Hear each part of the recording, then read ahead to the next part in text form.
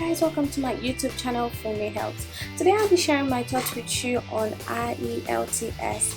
Well, for today I've decided to tone it down a little bit by let's not get into the academic mode, so to speak. Let's say something fun about IELTS. And I thought of it, okay, what could be so fun about IELTS? Alright, so I have decided that today I'll be sharing what to expect on your test date. What are the things you should expect, or you should prepare your mind for on your test date? Please stay tuned. All right, let's just dive straight into it. The first thing I would like to tell us about today would be your writing materials. So, what should you expect as regards to your writing materials on your test date? Okay, we know in IELTS we have two versions. We have the IDP and we have the British Council, IDP-BC. So basically, I've taken both, and I can tell you that when you're taking your IDP IELTS, writing materials will be provided. When I mean writing materials, I mean your answer sheet, your pencils, your eraser, and sometimes they provide sharpeners as well.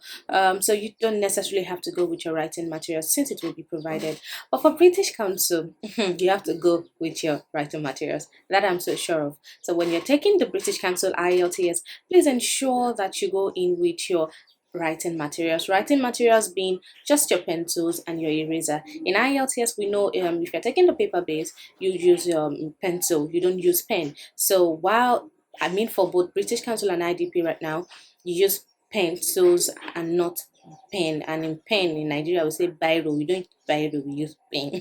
All right, basically I'm just saying that when you're going for IDP, do not go with your writing materials. When you're taking the British Council paper based IELTS, please go with your writing materials, pencil, eraser, and sharpener. All right. Another thing I'd like to share would be about how this is more like an advice. Please advise that you should ensure that you go to your test center early. Do not be late. On your test day, practically from my own experience, I've taken the test 3 times now, and I know that you can afford to be late. You honestly can afford to be late, because the truth is, once you're late, it affects you psychologically. And like I would always tell my students, when you're taking the IELTS exam, you must ensure that you are well balanced mentally, physically, spiritually, emotionally, even financially. Just joking. All right, you have to ensure that you are you're balanced in all ramification on that day. And being late to your test center can destabilize you for that money, might disorientate you. So it is better that you go there early. The truth is, usually the exam that on your the test details that you would receive, even IDP and British Council would advise that you get to the test center by 7:30 a.m. in the morning. So it is always safer that get there around 7:30, but not 8, not 9, because by that time they might start the test, and once the test is started, you won't be allowed to enter into the test hall. So please ensure that you go there early. And also, another advantage of going to your test center early is so that by the time you get there, the IELTS test organizers will be there, and they would give you instructions on how to go to the cloakroom, how to enter, do your registration before entering, and all that. So you don't want to miss out on those little tiny information. So it is safer that you get to your test center very early. Now I'd like to talk about means of identification. We all know for the IELTS test, or perhaps we don't know. For those who don't know, the only means, or the only form of identification accepted by the IELTS is your international passport. No other means of identification is allowed or would be accepted. So for your test registration, you would need your international passport alone, and also on your test date, you'll be advised to profile your international passport on that morning. So please do not forget your international passport at home. So even if you don't go with cash, please ensure you go with your international passport and your writing materials. If you're taking British Council, go with your international passport. It is very, very important. Without it, you will not be allowed into the test hall. Just ensure you go with it. Not driver's license, not any other thing. Just your international passport. Very important. All right. Another thing you might want to, pay attention to on your test day, or you might want to do on your test day, is this. Now you are there with all your writing materials, your means of identification, and you're not there late, thank God. So basically, it is safer, or it is advisable that once you are there, try to mingle, socialize, ask whoever, if you meet, if there are other test takers around, walk up to them, ask them what the registration procedure is. Usually it is safer that you ask for you ask question. Okay, what are we to do, what is the next thing, who are the, try to identify the test, should I call them invigilators right now, the IELTS official on ground. Usually most of them would be dressed, would put on this uniform that they usually wear, bearing IELTS. And sometimes you might know some of them might not put it on, but sometimes when you see them, you can tell that this one is not here to take the test. This one is here for to supervise. So usually, because test takers are more, it's like while the IELTS officials are always, calm and, taking things slow, so you can actually identify them by that. So ask fellow test takers to, ask them, what are we to do? It is safer so that you don't miss out on, don't just go there and go and sit down like, well, when it is, you never can tell. You must have missed out something, or you may have missed out on something. So always ask questions, ask for the procedure. And the reason why I'm saying this is not all test centers are the same. It might be the same IDP but different test centers, so the procedure is different. So it is always safer that you ask those who are already around, what's the procedure like, what's the registration, at what point are we, because you never can tell. You might go into that test center at the point whereby people, they are just asking them to sit, because usually for every IELTS test that I have taken, usually they would ask you to sit. There would be like a tent where everyone would have to sit and relax before you proceed to registration, before you even enter into your test hall. So that's more like it. So, but that's just my own experience. Your own experience might differ. So it is always safer that you ask those who are around what is the procedure, or you walk up to the officials and ask your questions. At this point, I'd like to share what I feel is the ideal, and when I say ideal, I'm saying this because for the three tests that I've taken, it's more like the same procedure or the same progression.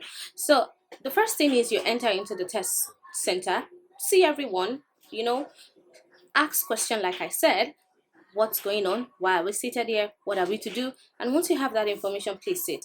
Usually once you're done sitting, when it's time for you to drop your, usually you don't go into the test hall with anything aside your international passport and your writing materials. So usually they would ask you to go to the cloakroom to drop all the droppables. And when I mean droppables, this varies. So you might want to ask to be sure if you can go in with some things, and they'll tell you things to drop and things not to drop. So you get to the test center, mingle, go to the cloakroom, drop all you have to drop, go back to where you'll be seated, and usually from that point you'll be asked to go in for your registration first. And by registration, they will check your candidate number, they'll check your international passport just to know that you're not representing someone else. They do all that. Then you'll be asked to go into the test hall. In the test hall, there will be an IELTS official on ground to direct you to your seat. So usually they would ask you to locate your seat by your candidate number. So it is not a matter of, she's my friend, you are my friend, you are my mommy, you are my daddy, sit in front, sit in. There is no formation. So it is always, usually you'll be asked to sit according to your candidate number. So they will tell you, go through this row, check your candidate number. Your candidate number would come with your test details after registration.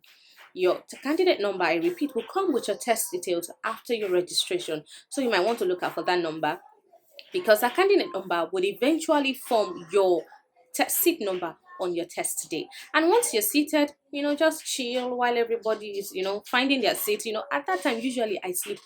Oh, sorry. Yeah, that's what I do. Because the truth is, I understand that for IELTS, I need all the calmness I can get. So what I do, I don't, sometimes I mingle, but not for too long. That 20 minutes, 15 minutes, I try to calm myself down, sleep, try to check the environment, and all that and all that. But that's more like the procedure on your test day before the test starts. While you're seated, while you're relaxing and waiting for the test to kick off, please bear in mind that the IELTS officials are always there.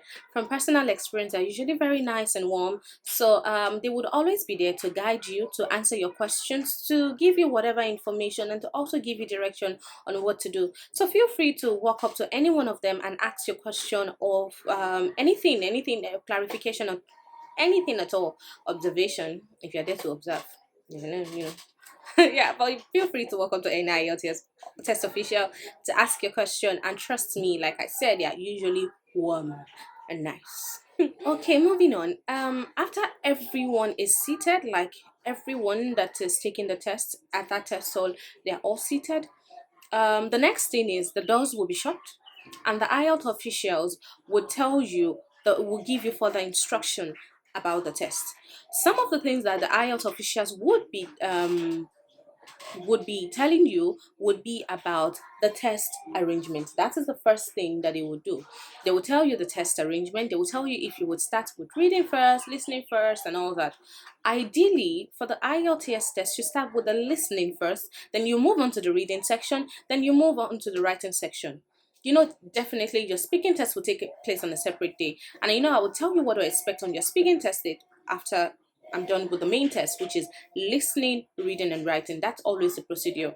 But you can never tell. You might have technical or logistics issue at your test center, so it could take any order. Keep your mind open. But if there is no hassle, usually you start with the listening first, then you move on to the reading and also to the writing.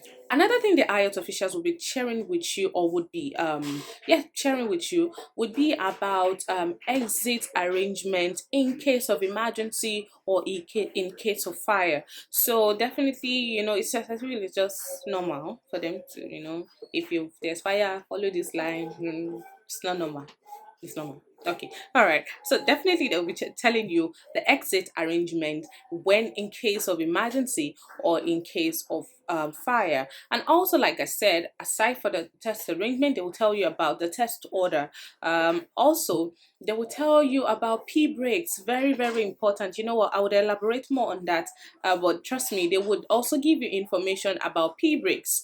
Another thing that they would be giving further instruction about would be the distribution and also collection of question papers and answer sheets. There is an arrangement, there is an order, so keep your mind open. Expect that they would inform you on the collection and distribution of question papers and answer sheets. All right, moving on. Once the IELTS officials are done with the instructions concerning the test, mode of test, before, during they will tell you before the before instruction, the during instruction, and also the after. And I mean before the test, during the test, and after the test. Usually that is the way they segment the instructions that they will be giving you on your test day. So please pay attention to that. And once you're done with the whole instruction, the test starts, my dear brothers and sisters. Usually the instruction period does not go more than uh, 15-20 minutes, and they're done with whatever information they want to pass on to the test takers. So then it is time for you to start your test. All right, guys, after the whole instruction has been given or dished out, the next thing is to start the test. Usually they start with the headset testing. For if it's the ideal order, which is listening, reading, writing, the next thing, like I said, would be the headset testing. During the headset testing, or sorry, during the IELTS listening test, you don't have a central audio. You have a personal infrared headset with you. You would use a personal infrared headset.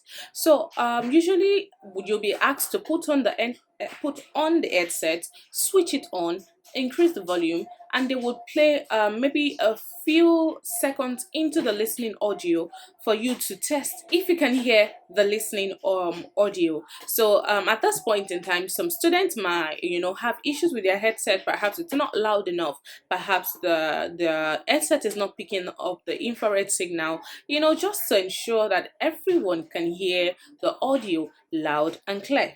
So at this point in time, if you're witnessing any form of issue, please do not manage. Usually I would say do not manage. And yes, do not manage, but also do not create problems for yourself. Because I know of some people that it's not as if they can hear, but I don't know, maybe it's nervousness or something. They just say, "Yeah, you know what, come on, it's not working." You know, calm yourself down.